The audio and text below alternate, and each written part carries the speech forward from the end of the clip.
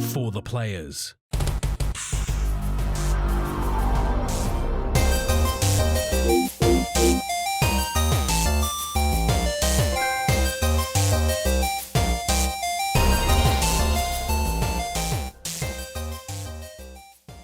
I'm Ryan Betson.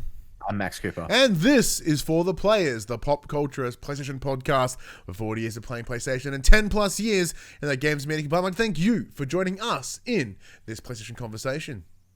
PlayStation Conversation happens every Monday morning at 8 a.m. on podcast services, including Apple Podcasts and Spotify, and 9 a.m. on those YouTubes. If you'd like to take part in future conversations with us, you can check out all of our socials. Facebook, Discord, Instagram, and the still alive Twitter. All of those links can be found in the description below. If you want to join the conversation as it happens, head over to twitch.tv/PopCulturists, where you can watch us record the show live, where you can jump in the chat and become part of the show. Or just have like a 15-minute bullshit with me as Max tends to his family. If you want to support the show, you can. Tell your friends, tell your family about this PlayStation podcast. If you are listening on podcast services, be sure to give us a 5-star rating and a written review. If you're watching us on YouTube, be sure to like, subscribe, leave a comment below. I endeavor to answer every single comment. And if you watch us on YouTube, be sure to... wait, I said that part. If you want to support us financially, you can at patreon.com/thepopculturists, as well as our merchandise store, popculturists.com/shop, where you can buy shirts and other assorted shit with our logos on it. I don't have anything. Who pre-ordered PSVR 2s this week? Me! Did you Amazon it because there's no deposit required? Oh, what? No. No, I didn't think of that. No, I went through EB Games. Okay. So I was like, oh, sure. But yeah, like it was interesting. So for those that may not be aware, PSVR 2 pre-orders went live this week. EB Games, like, it's a $200 deposit. I was like, oh, brutal. Oh, I don't want to do that. And then like 10 minutes later, $100 deposit. I'm like, I probably can't do that either, but that's better. That's slightly more acceptable. It's slightly more achievable. So I dropped $100 on that. I did 100 and I did a 10. So I got the charging station for the DualSense as well. Mm-hmm. So now I'm just going to have to suck a whole bunch of dick between now and February to be able to pay for this fucking thing. But yeah, did you jump in? No. Yeah, cool. Because essentially what Max and I decided. I think we'll timeshare. Yeah. So we're going to use some Patreon money to help pay for this VR. So, hey, everyone, patreon.com/popculturists. If you think this is slightly worth any money, it isn't. But if you felt like it was, you totally could throw down some dollary dues onto our Patreon. You don't get anything extra. It's just supporting the show. Like I'm very clear in that we don't do extra stuff. Mostly because of laziness, and 2, because having stuff behind a paywall is a bit of a prick, especially when you have small Patreon numbers like we do. So it's just simply about supporting the show in however you choose. So what we're going to do is we're going to essentially timeshare it, as in like we'll put the Patreon money on it. Max may throw some money on it as well, and then in time we might just buy him out or something. or you'll hate it and I'll end up buying it. Yeah, he'll hate it or buy it out or something. Yeah, but yeah, we'll essentially throw some money in it together. With the luxury of what we do is we have access to review codes, etc. So we'll just go, oh yeah, cool. That'll cover some of the games, or if not, we'll just buy some games we're interested in. Yeah, it just seems easier rather than both of us trying to fork out $800. But it's interesting because I bought it. I think they're still available. Can you check? I don't think that they've canned the pre-order availability. Stock. And I have a feeling that the dropping of the 200 to the 100 for the deposit amount for EB Games tells you very quickly that there's not a lot of interest in the PSVR 2. Either that, or they realized that everyone else was doing either no deposit or lower deposit. Yeah. And they went, we should come more in line, otherwise no one's going to order it through us. Which is very true. I can't see it on their website at all. Okay, interesting. Because when I checked the other day... Doesn't mean that it's not there, but I can't see it anyway. Well, the big giveaway would be whether they still have the big banner. Here we go. They do have the big banner. You can click on it and you can still pre-order them. Oh yeah, there is the $879.95 Bundaroo for just the headset, or $959 that comes with the copy of Horizon Call of the Mountain. The station has been removed, but it's almost worthwhile. It's almost worthwhile buying the bundle because Horizon is priced at a fucking $109 anyway. Brutal. Yeah, so you're saving like $40 by bundling. Yeah, I didn't do that. Yeah, we're a little bit privileged in the fact that we are unquestionably so. But this is the thing. So, as you mentioned, Max, we'll chat into how we're doing that sort of stuff in a moment. But like, I did drop a pre-order, but I'm still resistant. I'm like, I don't think we're gonna get the use out of it. What do you reckon? Well, so I did the same thing with this VR. Now, granted, this VR, like the current iteration of PlayStation VR, is a pain in the dick to set up. Yeah. But for the first month I had it, I was playing it like every other day. Yeah, like I was fucking Beat Sabering hard. I had a lot of rhythm games on it that I found fun, and it's cool. It's gimmicky, sure. It's not like at the end of the day I'm like, oh, I want to play a game. I'm gonna fucking strap myself in for a good time. You can still totally pre-order it on JB Hi-Fi as well, including the Sense charger. That's probably my only thing. It's one of those things that you kind of have to be in the mood for. It's not one of those, at the end of the day you want to sit down and relax and play a game. You're not picking up fucking Beat Saber to relax. It's like yeah, all the extra rigmarole that comes with it, like having to strap the headset on, having to make sure your things are charged, like having something as simple as the charging station for the DualSense, awesome. Because like I've got the older Move controllers, so I have to use a different. There's no USB micro. It's like USB mini or something. So I have to have a separate cable for it. I only have one of those cables, so I can't charge both controls at the same time.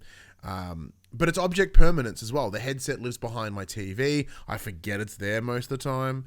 And then like, oh yeah. And then even when I was just unpacking some boxes the other day, because like my lease got extended. So I was like, oh, well, I'm not moving anytime soon. I might as well start unpacking some of these boxes. And it's like, oh yeah, here's like the 17 cables for PSVR 1. No wonder I don't play this anymore. Yeah. Even though like in my new house, I most certainly have the space to do so. In the house I live in now. It's just like, oh, okay, cool. But like it's difficult because as of right now, there's not a lot of games aside from the list that they have. But as we mentioned when we talked about it last week or the week before, I'm looking at this going, most of these are available on PSVR 1, or most of them are available on other VR platforms. Apart from Call of the Mountain, which is a 100% must play for me, there's nothing swinging at me. And like the other game that we should be excited for is I was really hoping that we're gonna have that Half-Life Alyx ready to go. That's what I was gonna. I couldn't remember, but like that's the one that's got my attention. I was really hoping that was gonna be, but yeah. Yeah. No, says he's nesting. I am. Like I lived here for a year, and I just kind of did it because I didn't like this house that I live in now that I'm renting. It's normally a uni house, so like they tend to cycle out people. It seems, but I'm like, well, I haven't missed any payments, and I like living here. Can I live here longer? And they went, yeah, sure, no worries. So like I finally put some things up on the walls. I've got the framed God of War maps above my couch. Got some cool band posters all framed up. So rather than looking like a bachelor pad, it now looks like a single father's house, which is great because that's what I am. Yeah. We had that a couple of weeks ago. The real estate agent's like, "You want to extend your lease by 2 years?" I'm like, "Fuck no." But it's not too bad. Oh yeah, especially when you have to use the adapter as well, which is another bullshit thing.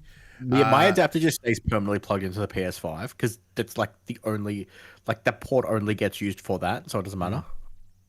I just leave it plugged in. Mine's not still plugged in, but I have the external hard drive for the PS4 games, which you don't. No, correct. I just download shit as I need it. Yeah. Padge, Paul James Games, called the mountain courses my desk to rise a few inches. Also staying tuned on Half-Life. It's totally happening. And I'm sure it is. But like oddly enough, the game that I'm probably most interested in playing is because my kid will love it, even though he's too little to play VR, is the Hello Neighbor game. Like the Hello Neighbor game. I want to fucking play the shit out of that game. He can't play it, but I'll play it. Yeah. Rub it in his face. His little 6-year-old face. Like, you wish you could play this, but you're too little.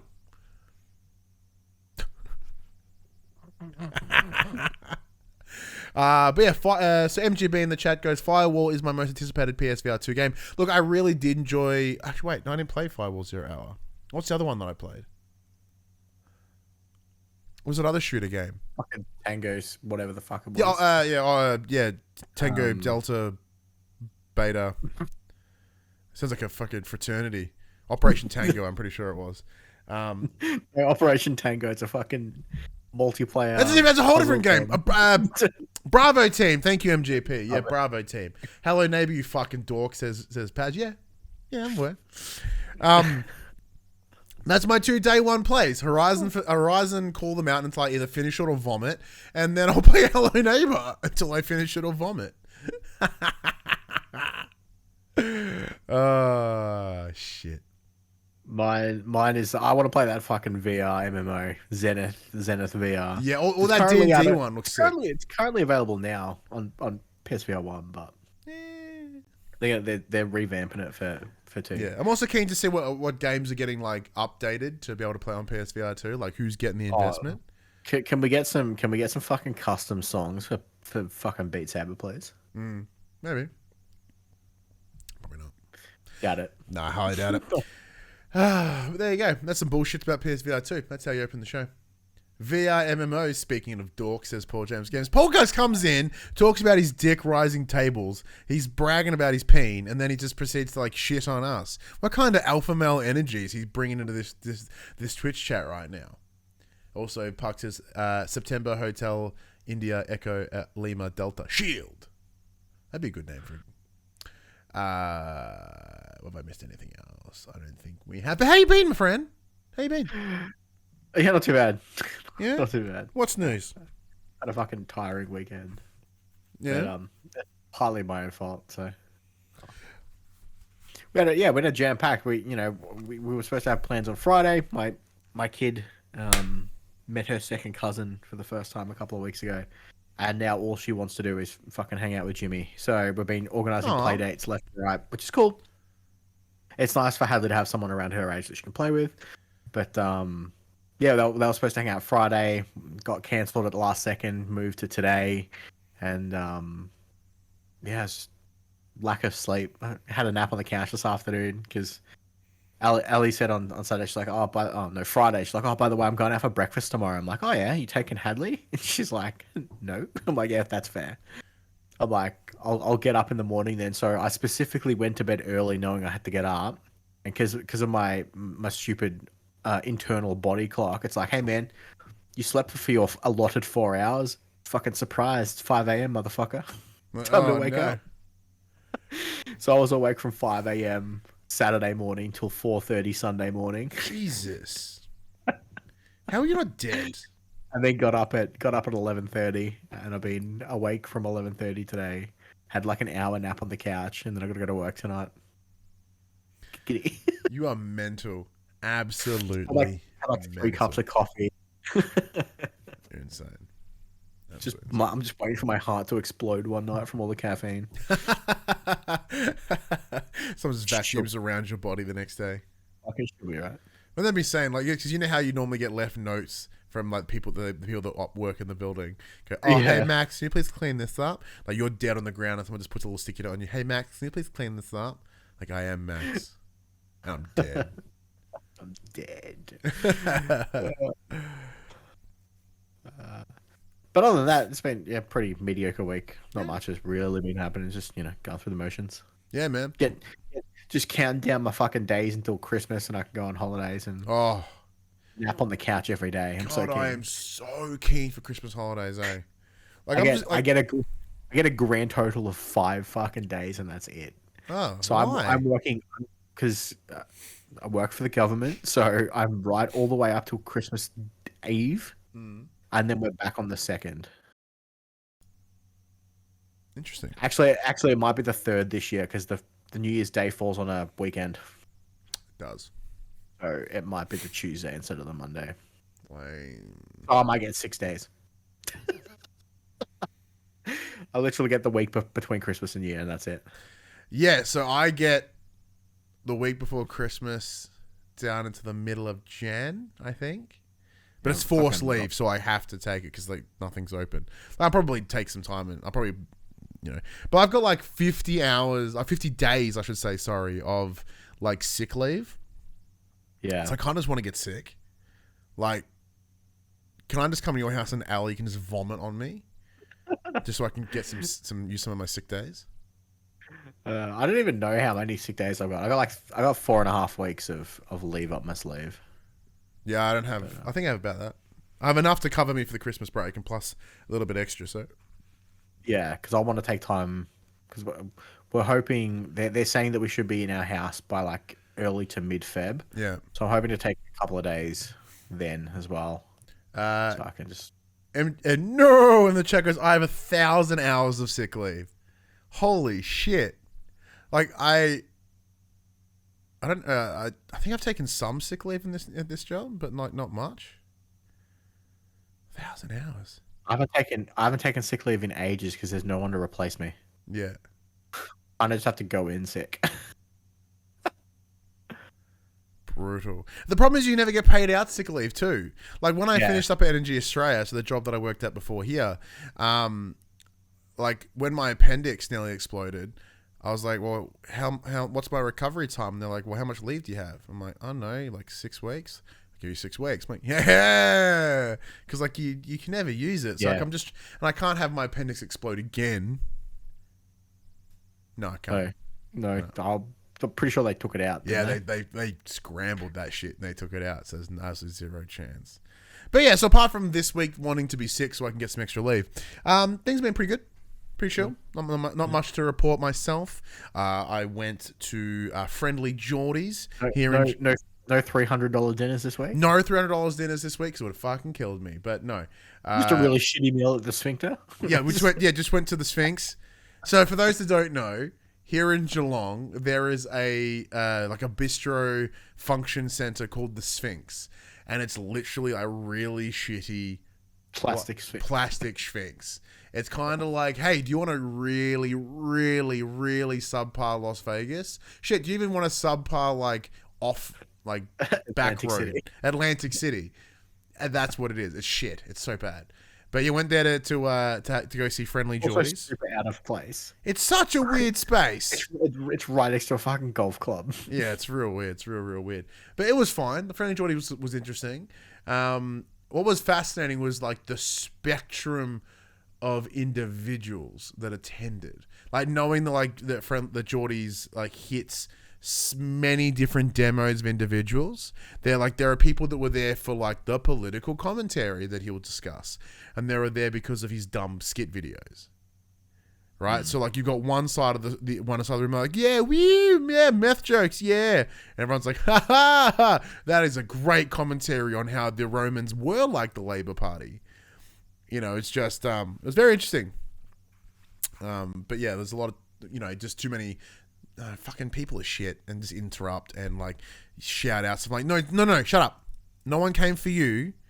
You're not the comedian on the stage. Shut up. Let them do their job.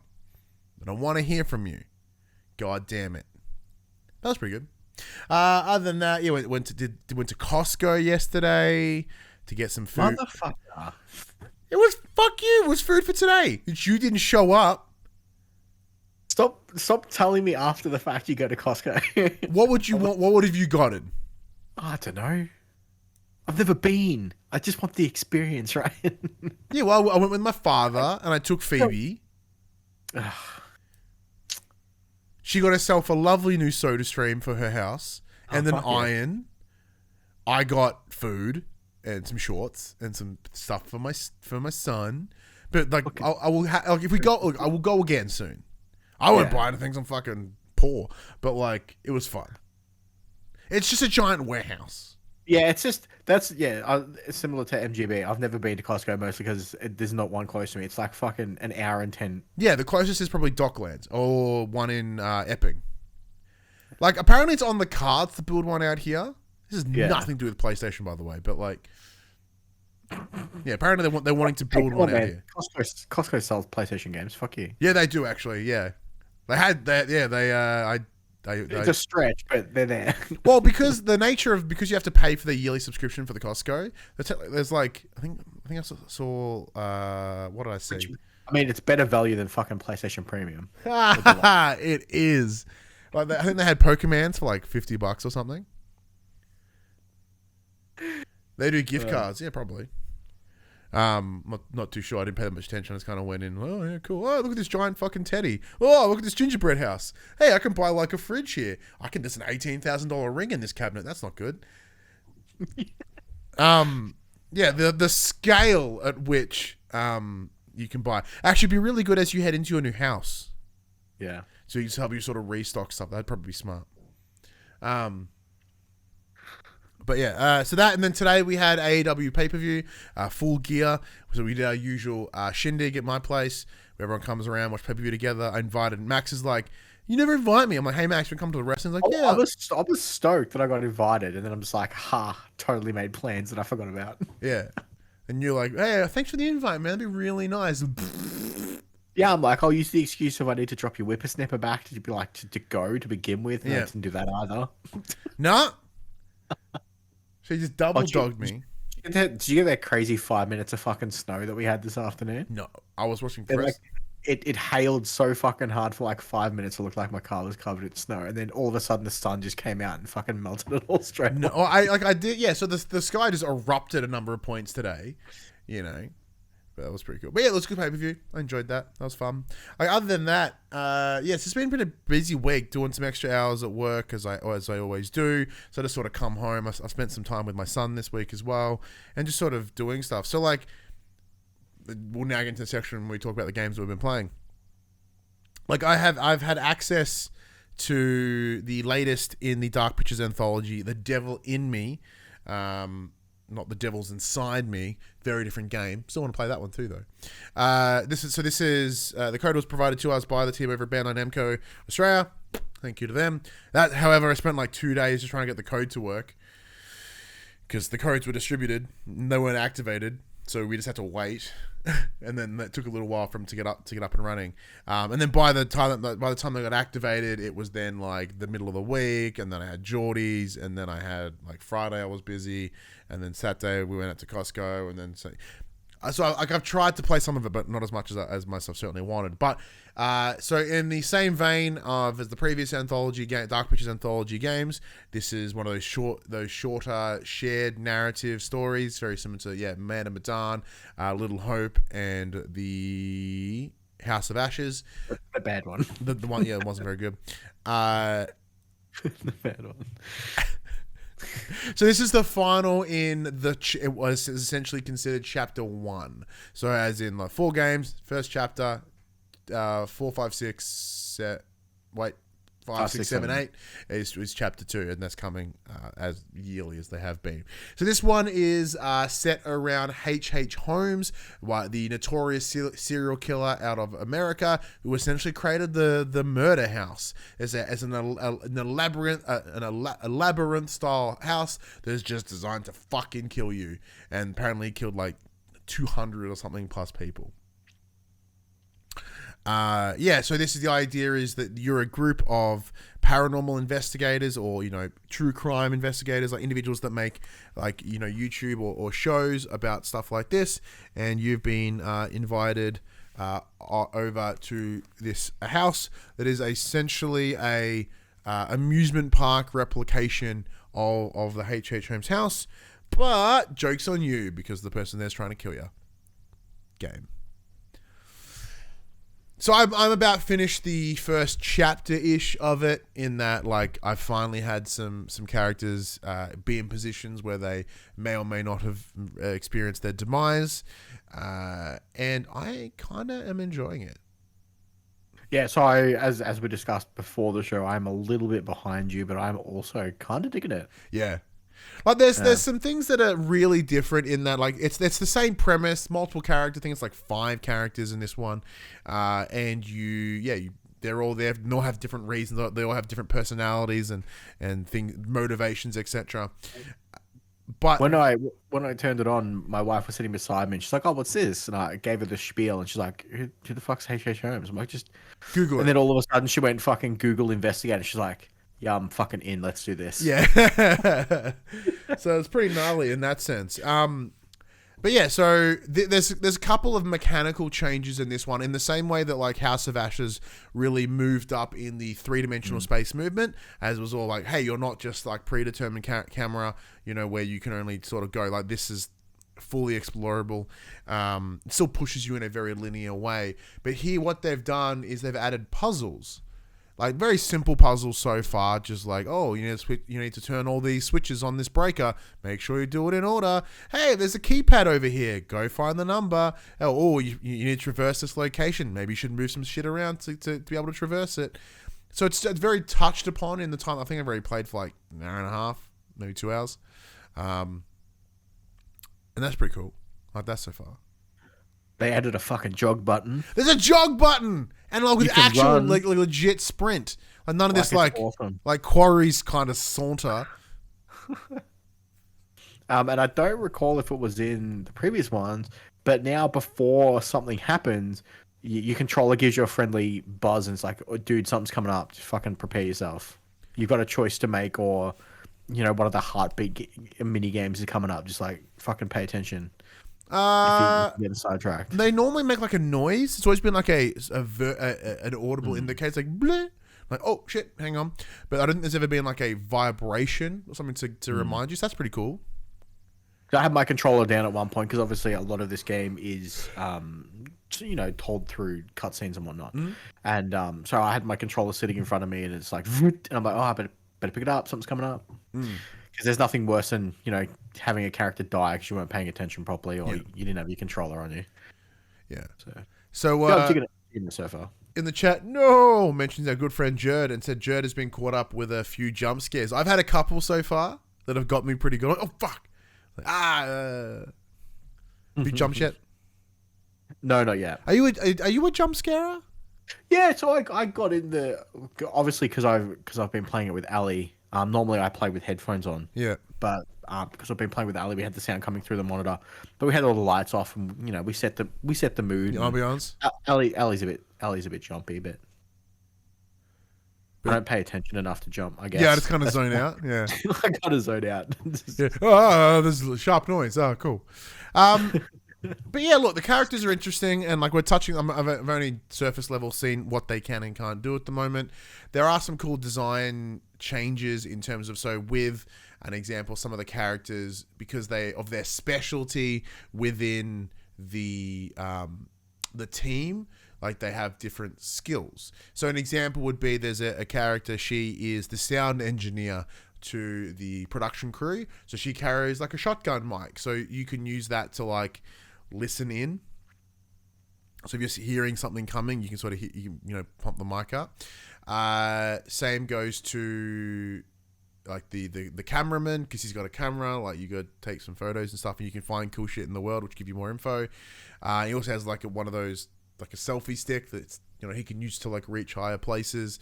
The director, he has like a tie clip that he can use to jimmy open locks.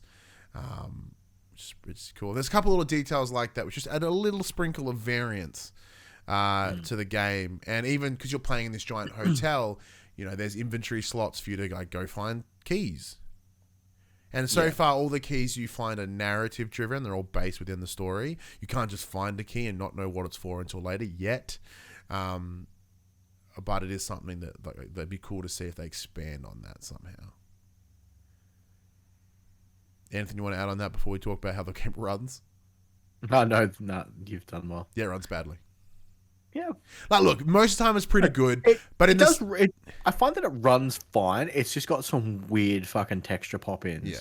So like at the very start, there's a few close-up of a couple speaking, and the woman's top gum just went and just covered her complete face and then popped back out.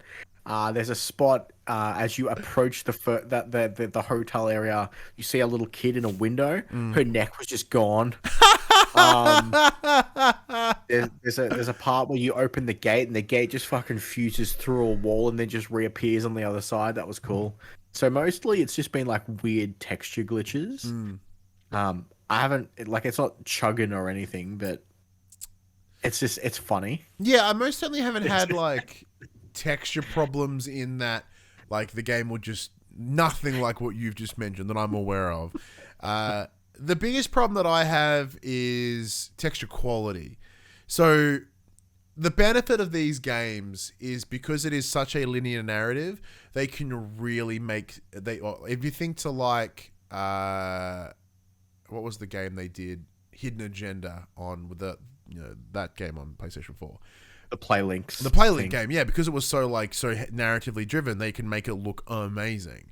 And very similar to The Quarry, which is their most recent release, Supermassive's most recent release outside of this. Like, there are some times where Devil in Me looks awesome. And then there's some times when it looks like arse.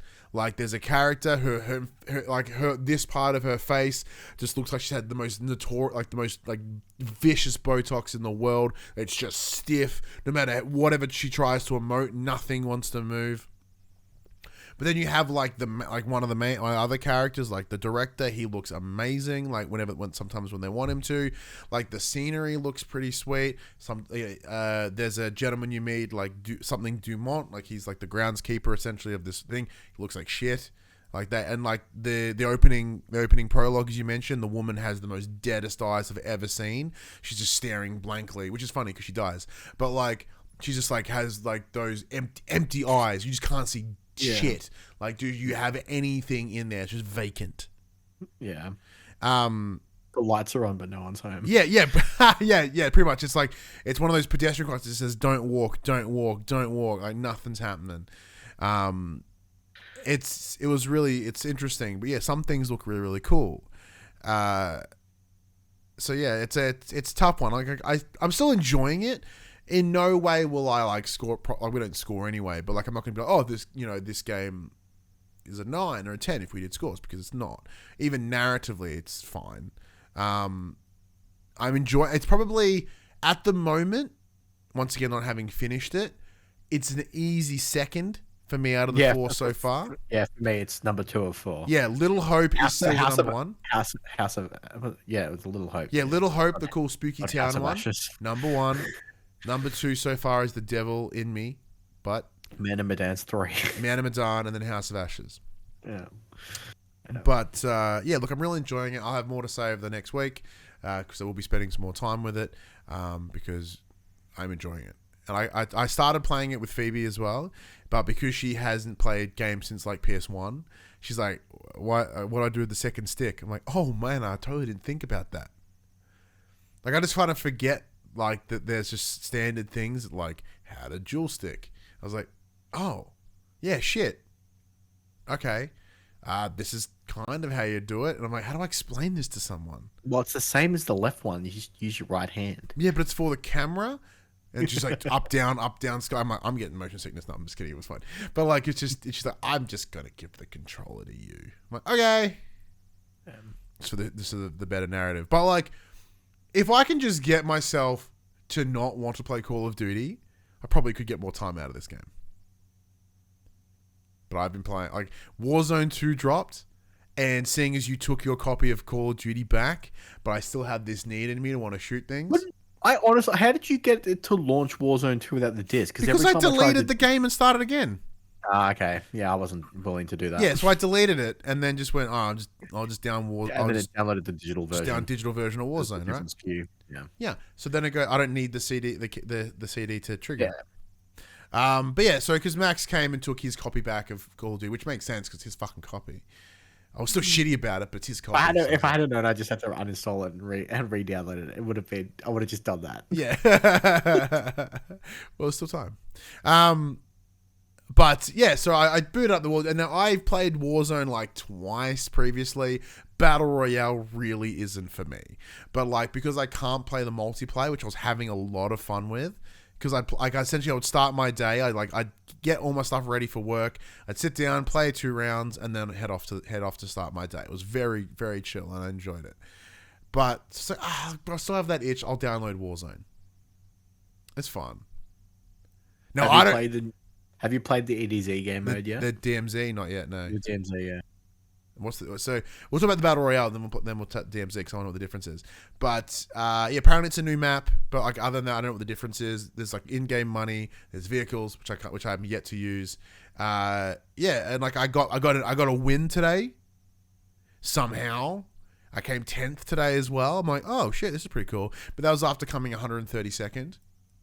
So swings and roundabouts. I'm yet to win in the gulag. I get fucked up in that gulag.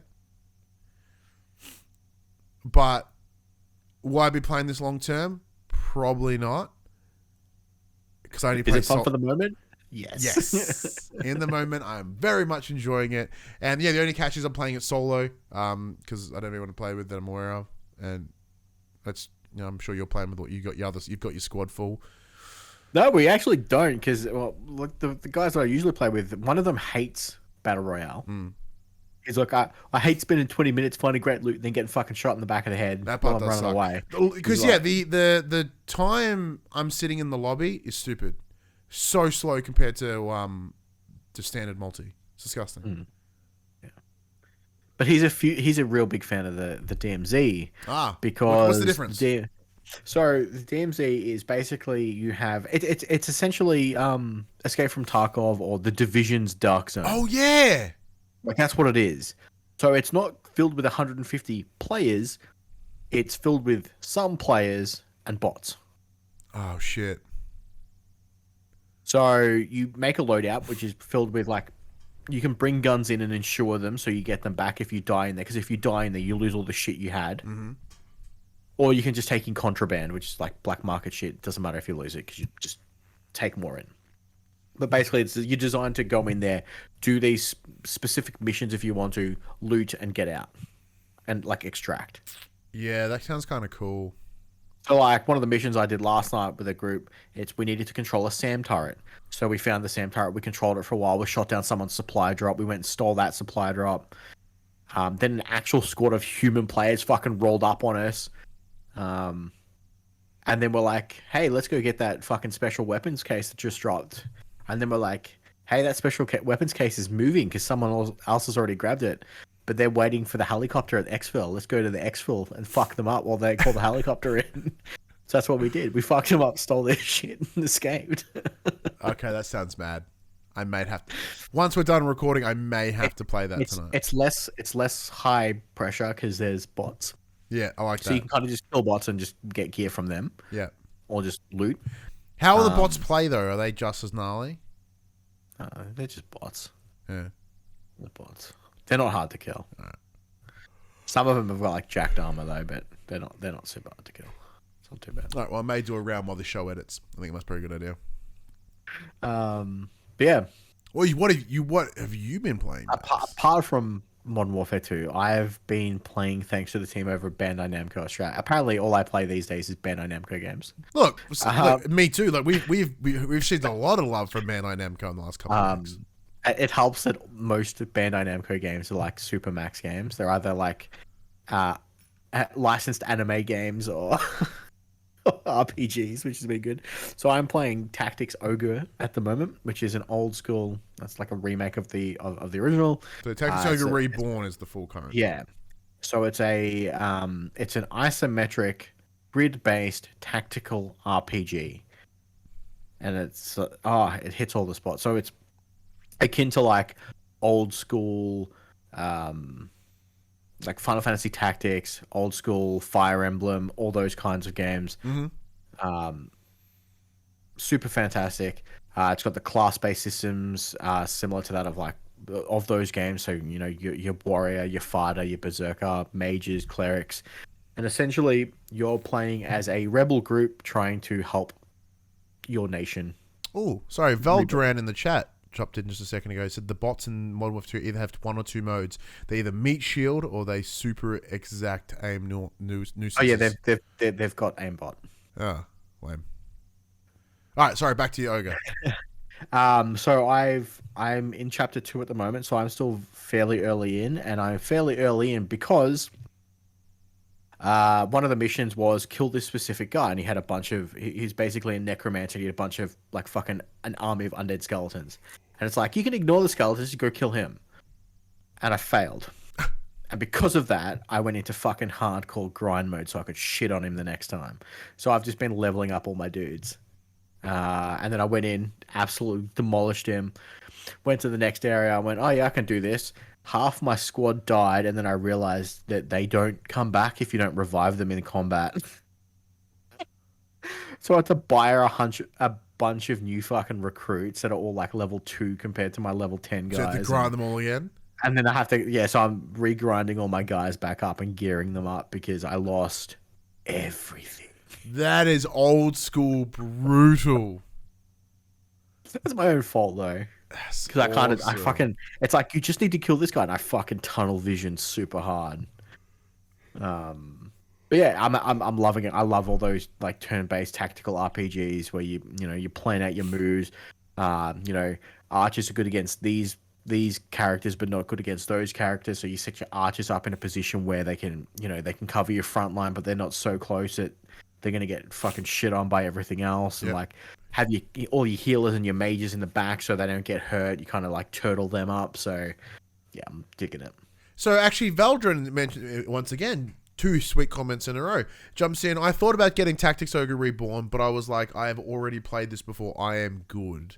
So I missed it the first time around, so this is my first time playing it. Okay. So I guess I was going to say, like, do you think this is something that for those that had played it before would be worthwhile? Like, do you feel that this is, even from your just impressions, do you say that, oh, cool, yeah, this is worth a pickup? Or is it, It's really good fun, but if you've played it before, I don't know how crazy the replay value would be. Like, I don't think it seems like a very linear story. Mm-hmm. So if you've experienced it once and enjoyed it, I don't know how much you would get out of it a second time. Okay, that's fair. Just because you're essentially just doing the same thing, but it looks better. It's just prettier. Yeah, I guess it would depends how much you love this genre, like how much you love your sort of tactics, or how much you love the original, I suppose. But it's like any remake or remaster, right? If you've played it before, I missed it the first time around. It's like it's coming to PS5. I'm like, sweet, this is my chance to jump in. But it's even like I love that style of game. But it's also like Final Fantasy Tactics is one of my all-time favorites. So this is hitting all the beats for me. It's awesome. But yeah, I guess it's like, to use a crude example, like Crash Bandicoot. I love Crash Bandicoot. So the Insane Trilogy, instant pickup for me. Spyro, I don't give a fuck about Spyro. So I didn't play it. You know what I mean? Where everyone's like, oh, the Spyro Trilogy is really good. I'm like, I'm sure it is. Ain't for me. I didn't want to play it the first time. Don't want to play it again. But you know what I mean? But there are some remakes, like they'd be like, oh yeah, that's worth my attention. So you go back. It's weird. I guess we had this conversation when Last of Us Part 1. Oh yeah, exactly. I think I love Last of Us. Like it's one of those things that sometimes you don't need it because you've already had that experience. It's a tough one. Because we were lucky enough to be provided a code for that through PlayStation. I don't think I would have bought it. I wouldn't have bought it on release if we weren't kindly received a code. I would have bought it if it was on sale at some point because especially looking at it, it's a brilliant remake. Oh yeah, but there's no doubting that. But yeah, but once you realize we have to pay $120 for it. I was like, well, I'll wait till it's a slightly cheaper Brilliant remake. Yeah. But once again, it's the privileged position that we are in that sense. Anything else checked out this week? And I started The Chant. Oh, yeah. So that was provided to us by PlayOn, which I haven't touched either, but it looks batshit weird. So I've done the opening prologue and the first... I've played about 2 hours. So I'm getting my games mixed up. It looks spooky. Yeah, it is. So where I'm up to, essentially, it starts you off in the prologue where you're essentially on an island. You're part of a cult, what seems to be a cult. They seem to be doing some ritual. Ritual goes bad because the person you are observing at the time decides to have like a change of heart, doesn't hand over the key item that they need to complete the ritual. Ritual goes haywire. She runs away, jumps off a cliff. Bam, you're playing as someone else, and you're going back to that island because your friend's like, it's a fucking health retreat. Come and heal your woes. So you're like, okay, let's do this, and now you're back. And I'm just meeting all the crazy people on the island at the moment. Rad. That checks out. Combat's gnarly, so it's combat light essentially. So the player you play as, or who I'm controlling at the moment, terrified of flies, and there's just swarms of flies everywhere that you have to find, kind of like wave off with a fucking burning stick. Okay. The flies attack you, and you take mental damage because you're terrorized by them. So, you've essentially got like three resources. There's like mind, terror, and something else, and like faith, tranquility, whatever. There's three. I can't think of exactly what they are at the moment, but like you can sacrifice one to heal the other, and it seems like a cool system. But I'm not far enough in to really give comment yet. Interesting. It seems cool. It looks spooky. But yeah, I'm getting there. I'm very early in it at the moment. Interesting. We're juggling like 4 games. Yeah, well, we most certainly are. We got super busy all of a sudden. Yeah, because I was talking about it. Not that that's a bad thing, but while you were attending to your family, I was having fun with the Twitch chat, and I was talking about it, like, yeah, well, so I still wanna get that plat for God of War, with the Devil in Me, which we've already talked about, the Entropy Center, which I gave a good run for. I finished that. Which you rolled credits on. We have that Broken Pieces. Then there's the Chant. New Tales from the Borderlands. The New Tales from the Borderlands, where you jumped on. PGA I've been blasting because that game's fun. Or something else. That might be it. Yeah. Instead, we're playing fucking Call of Duty Warzone for some reason. Speaking of, because like what has me excited. All right, let's get in this section we call Inform the Players. We tell you about what happened this week in PlayStation. All I'm sort of hoping is that like there's some sort of Black Friday deal, and that Call of Duty is like cheaper. That's all I'm hoping for, because I want to play the campaign, and 2, I want to play like some team deathmatch. Like Warzone's cool and all, but there is definitely Black Friday sales on. Yeah. I haven't really looked at them. They're set up in a weird way on the PlayStation 5 at the moment. There's like best sellers, and then there's just like the sale.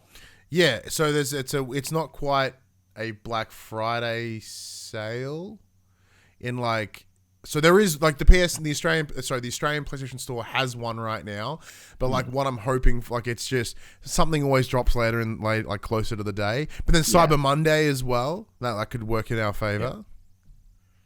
Yeah. I just don't want to play $109 for fucking Call of Duty. Yeah, sure. But currently, PlayStation Plus is on sale. All PS memberships are currently 25% off thanks to the Black Friday sales. However, if like me, you're horribly disappointed in the Premium Deluxe tier, you cannot buy a lower tier at the discounted price. What? So although you can inform Sony that you wish to downgrade at the end of your plan, you can only stack to whatever your active membership is. So anyone who has a membership lasting longer than this current sale period is shit out of luck. So because my premium subscription doesn't end until January, okay, the only way I can take advantage of this 25% off is if I buy another premium subscription for a year, which I don't want to do because I don't think it's worth the money. It's not worth the money. That's fucking balls. It's bad enough they made us pay to fill out until the end of our period. Like even like if you, as I said, as we know back in the day, like if you had it stacked for like 6 years, you have to pay 6 years worth of upgrade, and you can't even fucking go back. Gross. Yeah. If extra seems like great value, I might drop down to extra.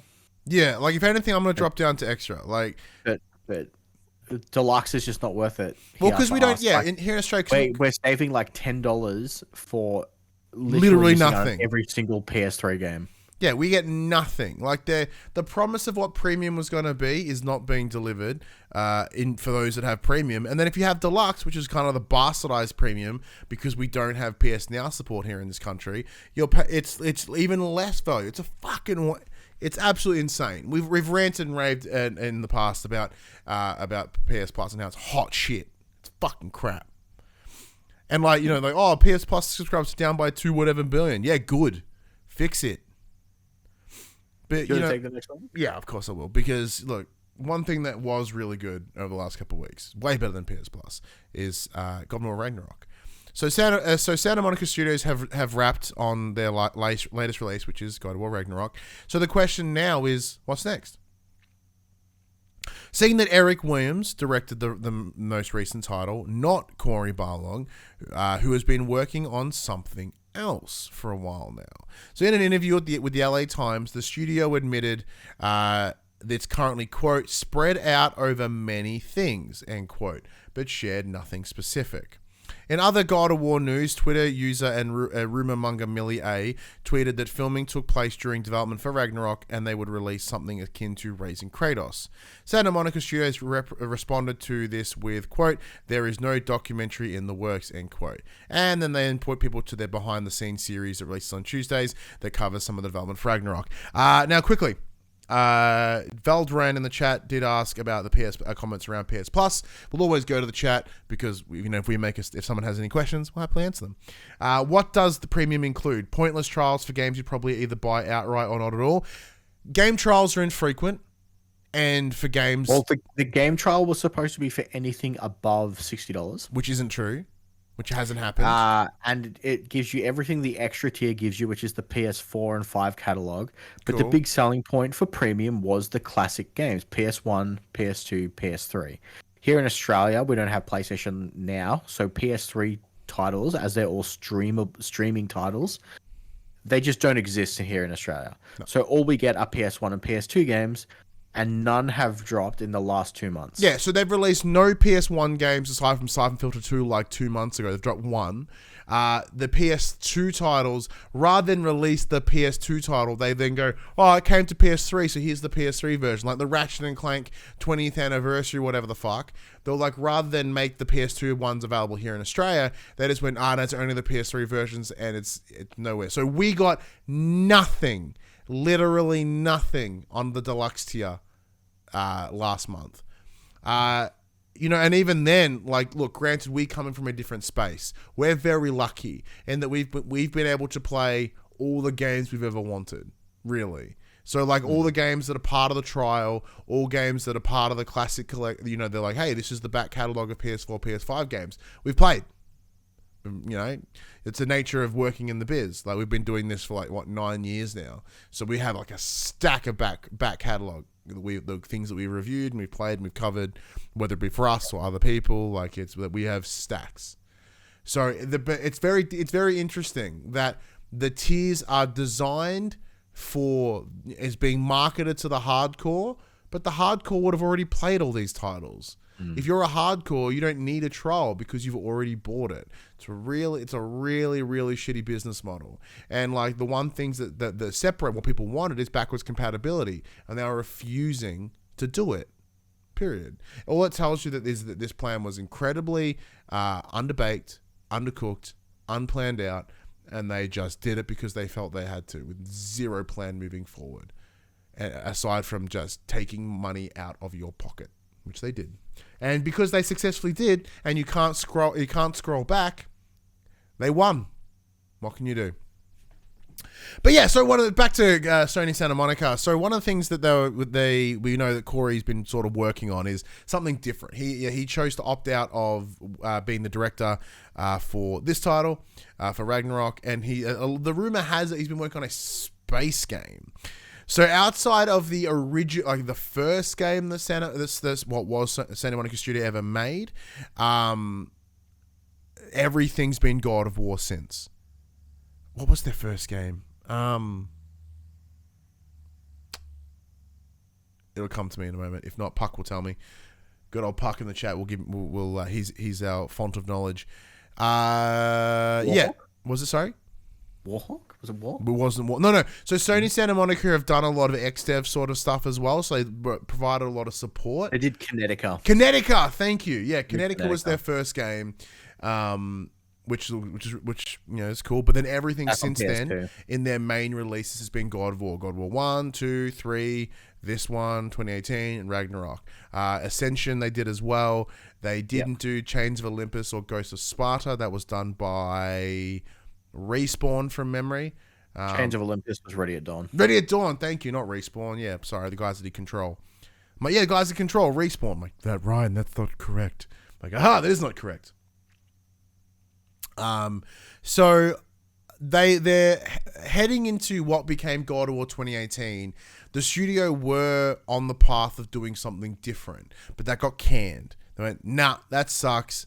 Do something else. Like do more God of War. And thankfully they did, and they delivered one of the best fucking games I've ever played in my life.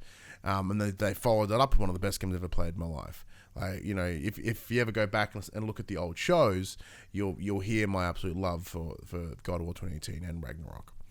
As a father, the game's just brilliant. And so if you look at Corey's Twitter, for the longest time it was just space pictures and shit. So it's possibly they're working on something in space. But I kind of like the idea of them doing something different. As much as I love God of War, and as much as I have enjoyed the last two, them wrapping up this mythology now, I think God of War's gone for a little while. Maybe forever. What do you think, Max? Nah, he needs to go kill gods of a different region now. Where's he going to go? Who knows? Everyone has their own mythology. Every region has their own. He just goes to Egypt for a little while? Yeah, why not? Fuck up. Set, but I don't know. Amun-Ra. That Ibis looking one. Yeah, Horus. Yeah, fuck Horus up. But then what? Like, do they come to Australia and take out the First Nations people? Do they fight the rainbow serpent and shit? You know what I mean? Like, there's only so many ways that it's like. Otherwise, you're starting to get into Pokemon levels of repetition.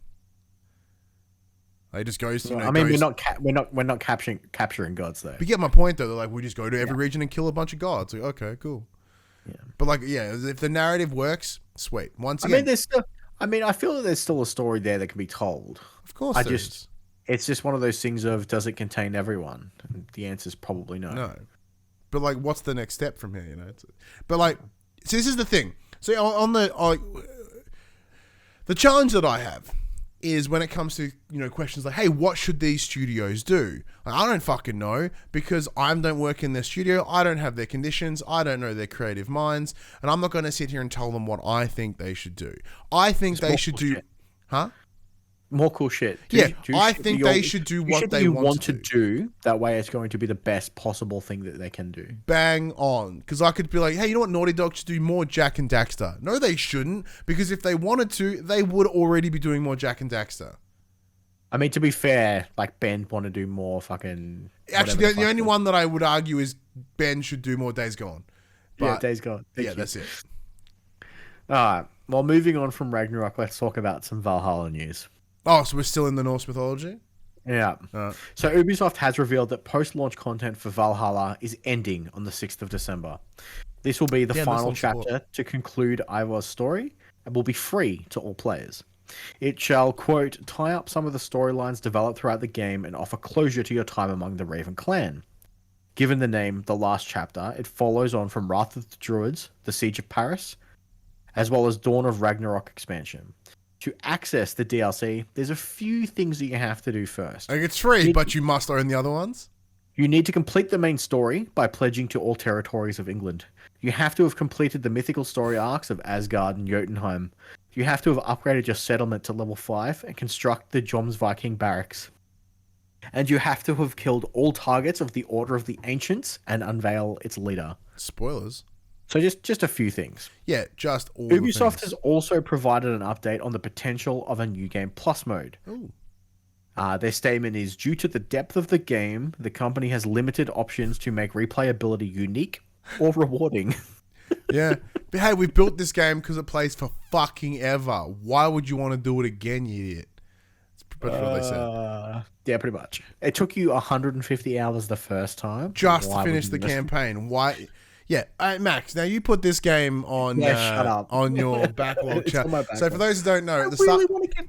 I really do want to get through it. I really enjoyed my time with the game, but fuck me, does it take ages? And it's not like I don't have like a bajillion other things that I would love to get through as well. So for those who don't know, at the start of the year, Max and I created a backlog challenge. We picked 3 games, one for 10 hours, 20 hours, 30 plus, for us to complete by the end of the year. And it's holy shit, it's almost December. I still have And this dumb fuck for his 30 plus picked a 150-hour game. yeah, go on, you dickhead. I feel if I finish Valhalla, it should just automatically give me completions for the other 2. Oh hell no! But like, I would be happy to come to some agreement. It wouldn't wipe the other 2, but I'm happy to come to negotiations. I mean, I'm right at the end of bloody Immortals Phoenix Rising. I should just reinstall it and finish it. Yeah, I should finish In Sound Mind. I think I'm like an hour or 2 away from finishing it, and then Death's Door shouldn't take me too long. No, like I did. I mean, if you finished it, I should be able to do it. Very true. Very, very true. No offense to you and your gameplay. No, exactly offense to me. I don't. I feel that if you can finish it, I should be able to do it. Yeah, very, very much so. But yeah, look, this makes sense. If this is the last chapter, if it's culminating the entire story of Ivor, whatever, like you would make sense for you needing to do the following things, right? Because it can't be like, hey, this is all the chapters, but like you don't know all the beats. Then I'm sorry, like that's that's rough. It's rough, but it makes sense. Makes complete sense. The Embracer Group. Got a couple of different stories about them. The first one, Volition, the team that made Saints Row. So that studio will now be led by Gearbox Software, the Embracer Group has announced. This is because the Saints Row, the game, quote, did not meet the full expectation and left the fan base partially polarized, end quote. As the studio continues to work to improve Saints Row, which has begun with this month's update, it will now become part of the Borderlands team to create, quote, future success. Despite the split opinion amongst the fan base, Saints Row, quote, performed in line with management expectations in the quarter, end quote, increasing, quote, organic growth, end quote, by 35%. Quote, this is the first internal group transfer where we transfer a major studio between operation groups, but it is not necessarily the last, the company states. We'll touch on this first, Max, then we'll jump into the second part. So, it sold well because they marketed it well. Congratulations, woo. You managed to trick everyone. And then the game sucked, at least from those that have reviewed it and expressed their opinions on it. A bad game is bad. Okay. Why are you surprised? It's funny though, because like they said, it performed in line with their expectations for their quarter from management. It showed growth, and they're like, "Nah, fuck you. You're going to work for Gearbox now." Yeah, but I kind of like that in terms of, hey, I mean that in terms of the mix between like, because there are many places like, hey, this was fiscally viable. Let's do another one. Where at least here, there's a little bit of them going, yeah, we made our money, but creatively, it didn't. There's a sour taste in everyone. There's a sour taste. You guys fucked up. Like, yeah, you made money. Congratulations. You did the bare minimum of what we need to do as a business. You made money. But you think you can replicate this? Fuck no. You absolutely can't. You took what it was and made it bad. You're like, are we going to get Tales from the Saints Row now? No, I think Saints Row is done. This was their opportunity. Their opportunity here was to essentially soft reboot the franchise, and they proceeded to make a game that is not Saints Row. Like, they removed, now granted, for it's up to you whether you think it's a better or worse, but when they've removed like all the crazy outlandish nonsense of the previous Saints Row games to create a very tame, controlled, and different focused game. Like, okay, cool. But when you call it Saints Row, there's an expectation of what that game's going to be. And you fucked it. You fucked it up. Veldrin in the chat also jumps in again. Very chatty, Veldrin. I appreciate that. Thank you, Veldrain. Gearbox taking over, so characters yelling at you in a way that's supposed to be funny. Yeah. But yeah, it's one of those things. But this is the thing. Okay. All right. Old Volition would have really made some cool Borderlands shit. Because those old games were funny. They were wacky and they were silly. Borderlands, like this Volition, Saints Row Volition, not funny. That game wasn't funny. It was bad. It was like Marvel level of humor. Shit. Right? And then even Borderlands 3, I didn't find that funny. I haven't played New Tales from the Borderlands. But you, Max, did you find it entertaining? Borderlands 3 did not hit the way Borderlands 1 or 2 did. It felt very forced. It just didn't hit the same. So like having them join the Gearbox team is not going to make Borderlands any better. Like, hey, we're going to take the tank. Like maybe that's from a creative writing point, I guess. But from a production standpoint, also not helpful. Because Saints Row didn't run that well either. So cool. Let's just bring more bad talent over to this studio. Interesting call. I'm glad no one's getting fired though, which is nice. But like, I know Gearbox do things outside of Borderlands, so that's cool. I know they do some publishing stuff, but I don't know how that's going to help these guys. But Saints Row is just one of many games. It's just one of many that the Embracer Group have their hands on. So the Embracer Group is a huge holding company that owns countless publishing brands, studios, and video game IPs. The size of this company is pretty crazy, and as a result, it has a ton of games in the pipeline. To be precise, it has 234 titles in the works for PC and or consoles. Of those 25 are considered AAA, so about 10%, just shy of 10%. I'm trying to think who that would include. So that probably include like Hogwarts Legacy, anything sort of coming out of their Play On air distribution. All of them are planned to release between now and the end of March 2026. This information comes directly from the company, which has published its latest financial report in full of insight of its plans. From this, we can also see that 49 of the Embracer Group's games are announced as of right now, including upcoming titles like Alone in the Dark, SpongeBob SquarePants, Evil West, and the just delayed Dead Island 2. Which means there's still about 200 out there unknown. Yeah, so we've discussed previously around what we believe the strategy of the Embracer Group was, and it most certainly wasn't, let's make cool games. They're in the IP buying business. And that's what they've done. They've demonstrated very quickly that they are in that they just want the intellectual property that these studios have, the titles that it would come with. So it allows for more creative opportunity. And we also saw what happened with the teams that they bought from Square Enix. There was that team out of Montreal that just got like, hey, we bought you, you've rebranded you. Got rebranded, dead. Yeah, you're dead. And I think we're going to start seeing more of that now as the world heads into this economic downturn. We're going to see consolidation of these studios because just the overhead alone is going to be crazy.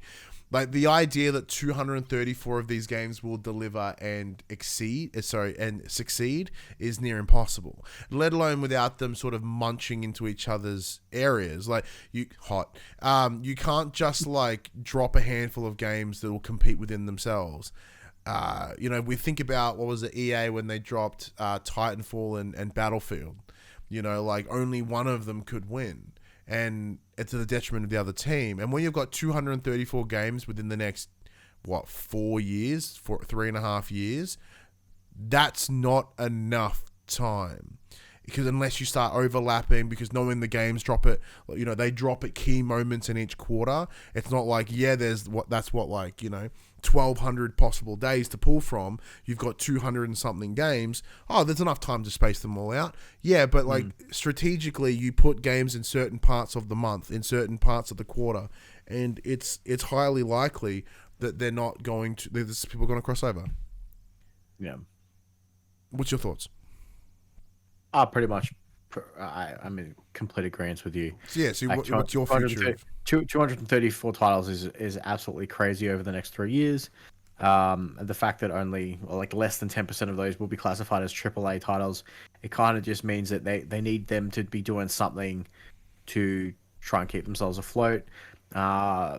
With the Volition being moved over to Gearbox, it's awesome that they got to keep their jobs in relation to the team who were formerly known as Square Enix Montreal, who are now just gone. At least they're keeping some people on board, but it will be interesting to see what happens over the next few years. Very true. Especially if their 25 AAA titles don't do well. See, that's what's interesting. So you've got 234 titles, and then so that leaves you with what? I can't do math top of my head. Well, let's put it this way. Let's say about 280 something. There's 156 weeks in 3 years, so they're releasing a game every week. Yeah, but they won't be. Or two games a week. Yeah, essentially 2 games a week. That's cool. But that's a lot. That's not going to happen because in the chat you can release several titles near each other if they are diverse enough. The other thing is, depending on the wording of this, depending on the wording of this article in particular, it could be that the 25 that are considered AAA are releasing by 2026, not the entirety of the 234 catalog. Yeah, and 25 games over 3 years isn't too bad. Yeah, that's much more manageable. But, I do agree with the point. There's enough time to spread them out. But, how many different variants of games can you have? There's only so many genres that can happen. And you're not gonna make a studio sit on a game for an extra 3 months, I'm sorry, we're already releasing an action adventure game here in March of 2024. Do you mind sitting on it for 3 months? What's the right amount of time to keep that distance? Is it a week? Is it 2 weeks? Is it 2 months? And it's Monday to Friday. Yeah, to manage all these titles. Once again, knowing full well that games release on Tuesdays or Fridays. It reduces your options even more. And Buddy in the chat does bring up a very good point. The only Embracer game I care about is AEW's Fight Forever, which is interesting, by the way, for those that are wrestling fans. So they repackaged the game. Take my hat off. They repackaged the game this week. In that, with the loss of CM Punk, they rewrapped the front of it. Hey, says CM Punk's not on it anymore. Scrap him from the middle. Still no release date. My pitch, I think it's coming in the early parts of next year. But I think it was originally slated for the back end of this year, but there is no way that's coming out, especially after they have to remove Punk and readjust a lot of things. But that's cool. Very, very cool. Sadly, though, I'm pretty sure AEW Fight Forever, as excited as I am for it, will likely not be considered in the Game of the Year nominations for 2023. But since we last spoke, Max, they did drop the AEW. No, they did, but they also announced the Game Award nominations. As expected, God of War cleaned up in terms of the noms with 20 across 23. Yeah, it's 20 plus across a number of different categories. They're doing really well. I think Elden Ring did well as well. Requiem. Yep, Plague Tale Requiem did really well as well. But I jokingly put in our chat, in our group chat, that it looks like God of War will at least win one award this year because Elden Ring got listed as an RPG, not an action adventure game. So God of War will win action adventure. Yeah. But yeah. So let's go through the Game of the Year, because when the awards happen, we'll talk more in the details of all the categories. But let's talk primarily about the Game of the Year, one of the most important. So the nominees are A Plague Tale Requiem, Elden Ring, God of War Ragnarok, Horizon Forbidden West, Stray, and Xenoblade Chronicles 3. One of those games has no right being in that list. And that answer is fucking Stray. Why the hell is Stray on this list? Stray's fine, but it is no Cult of the Lamb. If you wanted to put a game in there to go, oh, cool, let's give this indie game a shot, the answer is Cult of the fucking Lamb. That game is exceptional. Stray is all look, zero substance. That game is fine. Cult of the Lamb is brilliant. But Jerdman in the chat brings up a good point. Horizon and God of War should have released in different years. God of War was meant to come out the back end of last year. I mean, to be fair, it was never going to be between God of War and Horizon anyway. Not with Elden Ring dropping. It was always going to be those two. So the challenge here, and I guess the real question is, poor Horizon. Horizon just gets fucked. Like when they released in 2017, right alongside Zelda Breath of the Wild. No way they're gonna win anything that year. Here, they're on and if it was just Elden Ring, they would have got smashed. But now they're getting smashed in two ways. Like there is no chance they're gonna win anything because they didn't in 2017. They won nothing. And the games are really, really good, but it's just there's no second place. It's just winner or no winner. That's a bummer. Yeah. Poor Gorilla. You do good, man. You do. You really do. But just the timing's bad. Buddy in the chat, Tunic, Sifu, Cult of Lamb are all better than Stray. I haven't played Tunic, but I've heard nothing but good things. Put Tunic in there. Sifu's fine. I enjoyed Sifu, but Cult of Lamb is the one that should be in there. The game's brilliant.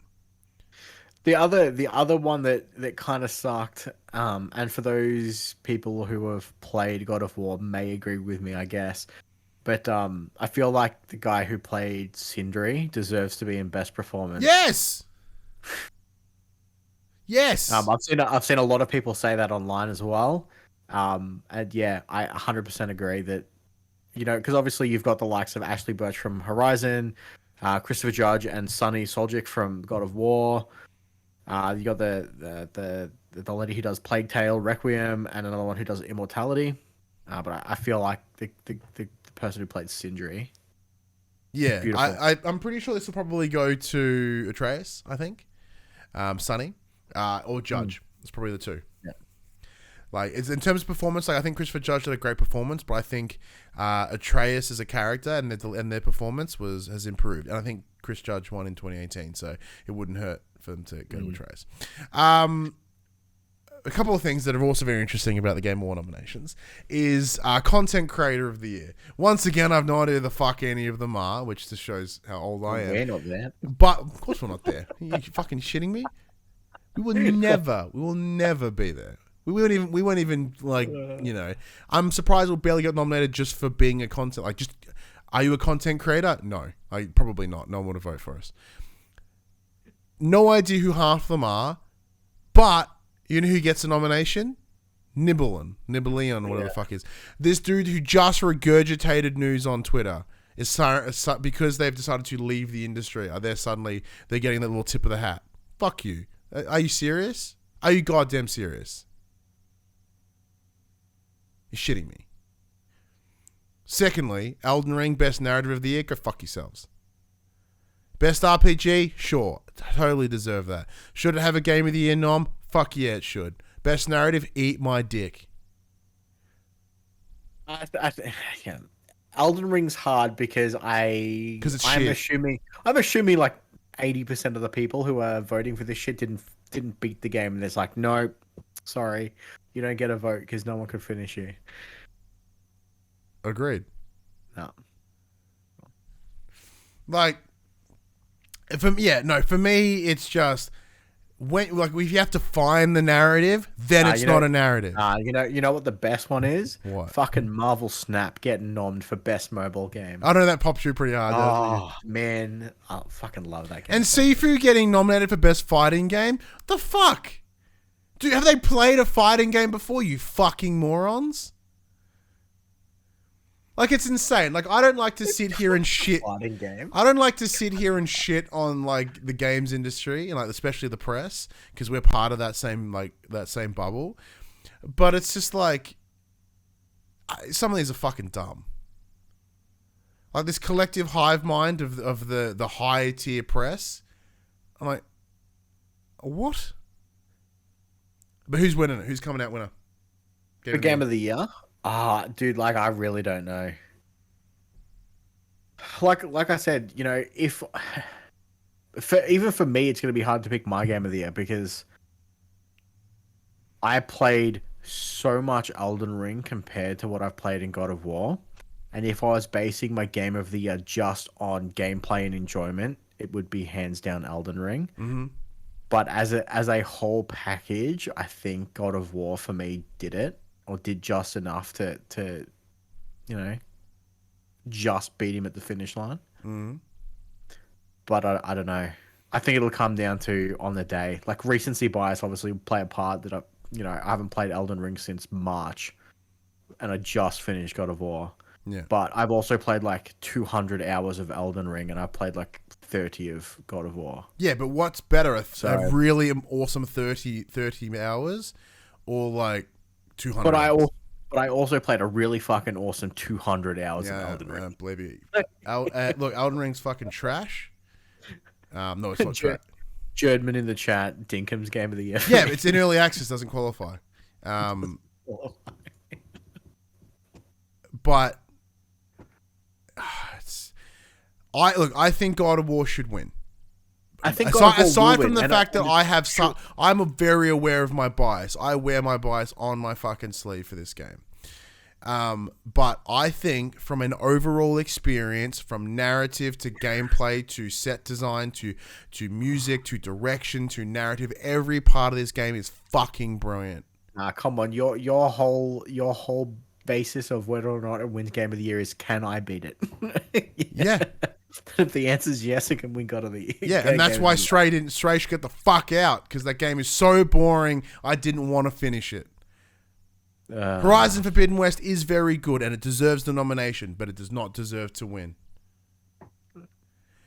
Elden Ring can eat an asshole. A game, I understand how the game's great, but like, it is not the caliber of God of War.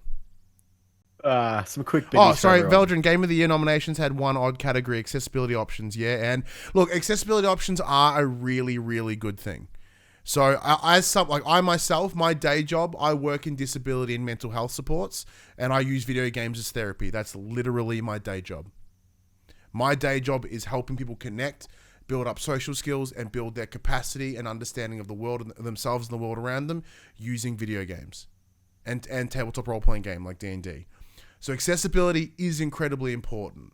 Should there be an award for it?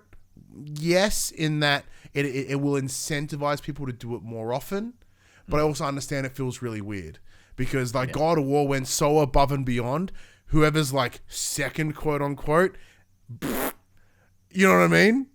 Like, okay, like it's like when Last of Us Part 2 did it. Like no one had them matched. No one, literally, no one had them matched. So it's like, okay, cool.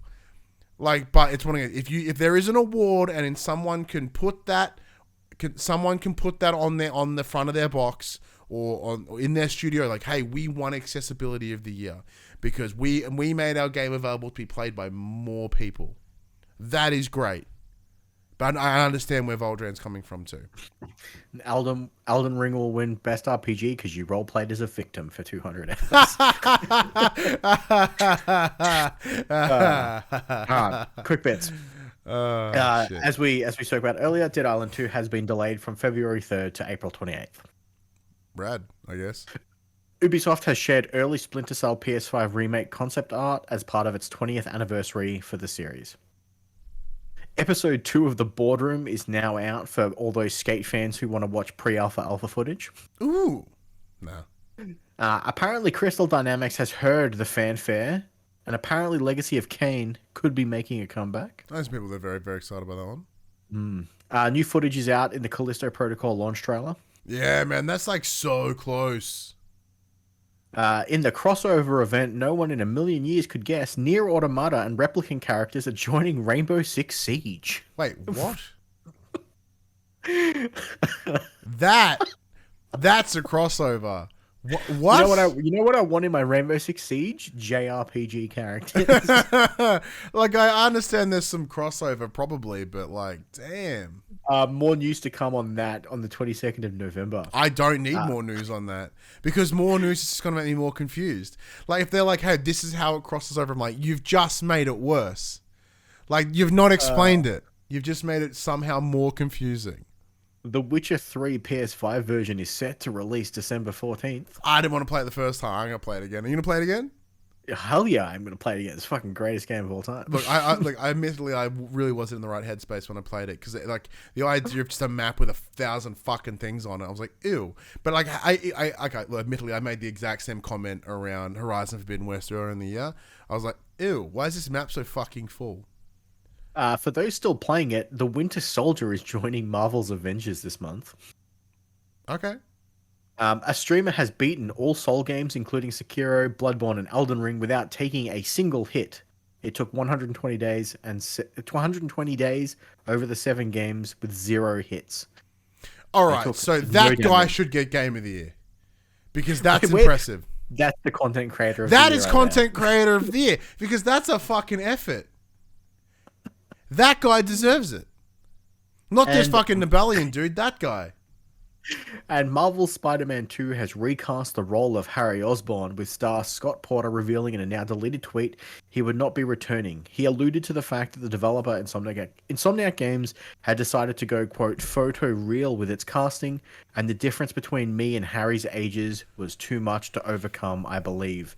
Porter recently played Heimdall in God of War Ragnarok. Wait, oh my god, so they did the same thing with the fucking Yuri or whatever? Yep. Oh my god. How did I not see this coming?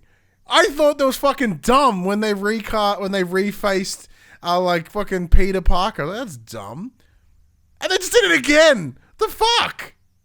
The actual fuck. At least they didn't do it for a remaster. It was a whole different game. The guy's aged clearly, but you know. Oh man. That's so fucking weird and dumb. Okay, good on him, I guess. All right, well look. Have fun with my shitty upcoming titles list that are all out of order. Oh my god, you suck! You suck so hard. I'm gonna have to zoom this out so I can pay attention. All right, Marvel Spider-Man 2's fucking yonks away. But here are the games that are coming out this week. In a section called PlayStation games that are coming out this week. You've got Evil West coming to PS4, PS5, November 22nd. Just Dance 2023 edition, November 22nd. Gungrave Gore, November 22nd. Ship of Fools, November 22nd, PS5. These are all PS5, by the way. Sable, coming to PS5, November 29th. Soccer Story, PS4, PS5, November 29th. Sword of the Vagrant, PS4, PS5, November 30th. And that is it, according to the list. I put them in correct order. Fuck you trying to screw me, Max. I came out good. It's because the list I looked at had them listed separately for PS4 and PS5, so I just doubled them up and then just crossed out the ones that I didn't need and then forgot to put them back into date order. It's fun. Anyways, yeah. I ain't playing any of them. I'm actually just going to finish the games that I probably should be playing. Yeah. Sable looks rad. It does. Anyway, thank you everyone for joining us on this week's show. As we each say each and every week, the best thing you can do, the most caring, the greatest thing you can do is share your time with someone, because time is the only thing that's finite within any of us. So we really appreciate you taking some of that time to spend it with us. It's much appreciated. But yeah, let's wrap this up, Max. Let's get out of here. I'm gonna give this DMZ a go when we're done here. Well, everybody, this PlayStation conversation happens every Monday morning at 8 a.m. on podcast services, including Apple Podcasts and Spotify, and 9 a.m. on those YouTubes. But if you'd like to take part in future conversations with us, you can. Come and check out our socials. Facebook, Discord, Instagram, and Twitter. All of those links can be found in the description below. If you want to join the conversation as it happens, over to twitch.tv/thepopculturists, where you can watch us record this show live, where you can jump in the chat and become part of the show. If you want to support the show, you can. Tell your friends, tell your family about this PlayStation Pod. If you are listening on podcast services, be sure to give us a 5-star rating and a written review. If you're watching on YouTube, be sure to like, subscribe, and comment below. I endeavor to answer every single comment. If you want to support us financially and help fund our PSVR too, we'll be shameless about it. Head over to patreon.com/thepopculturists, or as well as our merchandise store, popculturists.com/shop, where you can buy shirts and other assorted shit with our logos on it. But until next week, I'm Ryan Betson. I'm Max Cooper. And that was For the Players. I do have one question though. Like 2B from, Nier Automata. Yep. Like, she's blindfolded. Like, Yep. how are you going to play that in Siege? I assume she could see, but I didn't pay enough attention to the lore. Is this shit's gonna be blue? I don't know. Yeah. Does she gonna have? There's a lot of blind video game. She's Daredevil, okay? Oh. She used sonar Oh, fuck I it. actually have no idea. Man, Nier Automata just got way cooler. Really? Daredevil's the Yeah, because like what, super Japanese character like can see up her skirt. That didn't do it for me. But Daredevil though,